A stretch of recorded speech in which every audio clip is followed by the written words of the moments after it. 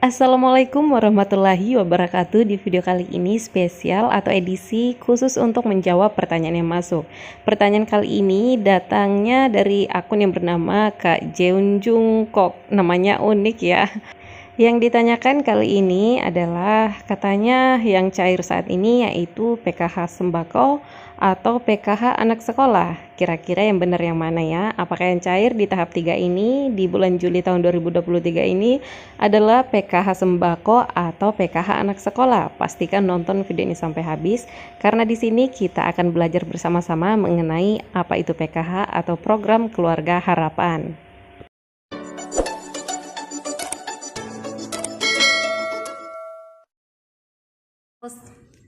Oke, sekarang mari kita bahas ya Kak, karena untuk PKH itu tidak ada yang namanya PKH sembako atau PKH anak sekolah. Yang ada, kalau bansos sembako itu adalah BPNT.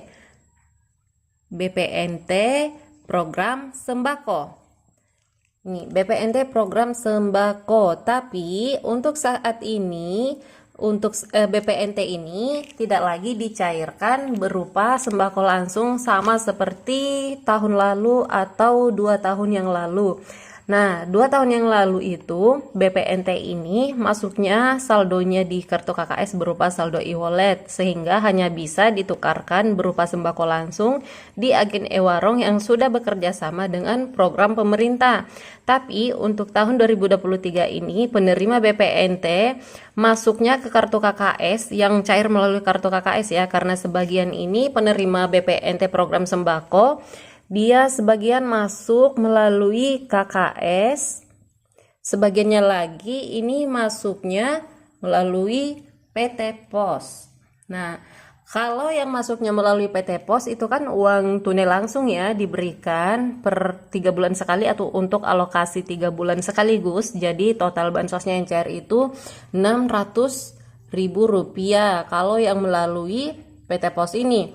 Tapi apabila yang melalui kartu KKS itu masuknya berupa saldo biasa, top up saldo biasa, jadi nggak wajib lagi digesek di agen e-warung, karena sekarang yang masuknya itu adalah saldo biasa di dalam KKS ini, di dalam kartu KKS ini, bukan lagi top up e-wallet, tapi sekarang masuknya melalui top up saldo biasa sehingga bisa disalurkan atau bisa ditransaksikan di agen briling manapun itu atau di ATM link manapun itu atau di ATM bersama lainnya. Tapi untuk programnya ini adalah BPNT. BPNT ini kan adalah singkatan dari bantuan pangan non tunai alias sembako. Bansos ini diberikan untuk kebutuhan belanja sembako penerimanya. Nah, kalau PKH ini tidak ada yang namanya PKH sembako. Nah, ini tidak ada yang dinamakan PKH sembako atau PKH anak sekolah. Karena untuk PKH ini itu ada bermacam-macam komponennya. Ya, salah satunya komponen pendidikan itu ya, dan termasuk di dalam anak sekolah. Nah, komponen pendidikan ini termasuk anak SMP, SMA, dan SD. Nah, kemudian PKH ini ada lagi yang namanya komponen kesejahteraan sosial. Nah, kesejahteraan sosial ini terdiri dari komponen disabilitas dan juga lansia. Selanjutnya komponen kesehatan. Nah, komponen kesehatan PKH ini terdiri dari anak usia dini dan juga ibu hamil. Jadi untuk PKH itu tidak ada yang namanya PKH sembako atau PKH anak sekolah ya. Yang ada PKH itu ya seperti ini komponennya.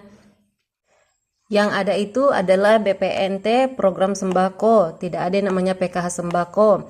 Kemudian PKH ini yang dihitung adalah komponen pendidikan, salah satunya anak sekolah SD, SMP, SMA. Kemudian kesejahteraan sosial dan juga komponen kesehatan. Dan untuk PKH ini itu cairnya berupa uang tunai atau uang yang ditransfer masuk langsung ke kartu KKS-nya penerima tersebut. Kemudian diperuntukkan untuk komponen-komponennya ini yang dihitung sebagai komponen di dalam PKH. Contohnya, ia memiliki komponen pendidikan sehingga ia diberikan bansos PKH karena dinyatakan layak untuk menerima bansos. Karena salah satunya ia mempunyai komponen pendidikan ini tadi. Jadi kalau misalnya penerima PKH itu cair bansosnya, maka bansosnya diperuntukkan untuk anaknya yang bersekolah, karena memang ia dinyatakan layak terima bansos PKH dan diberikan bansos PKH karena ia memiliki anak sekolah. Jadi bansosnya diperuntukkan untuk anak sekolahnya, keperluan anak sekolahnya seperti membeli seragam baru atau kebutuhan buku saat sekolah dan juga transportasi pulang pergi ke sekolah setiap hari. Dan apabila ia menerima bansos PKH karena ia memiliki komponen lansia, maka bansos PKH-nya itu diperuntukkan untuk lansianya. Dan begitu juga untuk yang kesehatan, jika ia menerima PKH karena ia memiliki komponen kesehatan, maka bansos PKH-nya itu diperuntukkan untuk anaknya yang usia dini, untuk memenuhi kebutuhan gizi anaknya, dan juga apabila ibu hamil maka untuk memenuhi kebutuhan gizi ibu hamilnya. Kemudian apakah boleh dana bansos yang diterima masyarakat ini, penerima bansos PKH ini digunakan untuk hal-hal lain selain dari kebutuhan komponennya? Boleh saja, asalkan diperuntukkan untuk kebutuhan. Misalnya, ia menerima PKH karena ia memiliki anak sekolah, berhubung karena pada saat cair bansos PKH-nya itu kebutuhan anak sekolahnya kebetulan tidak ada ya, seperti seragamnya sudah ada, sudah terpenuhi dan sebagainya, sehingga untuk bansos PKH-nya ini bisa digunakan untuk hal-hal lain. Contohnya seperti dijadikan modal usaha atau kebutuhan sembako. Boleh juga digunakan untuk itu ya, apabila memang kebutuhan sembakonya ini pada saat bansos PKH-nya cair jauh lebih besar dibandingkan kebutuhan anak sekolahnya.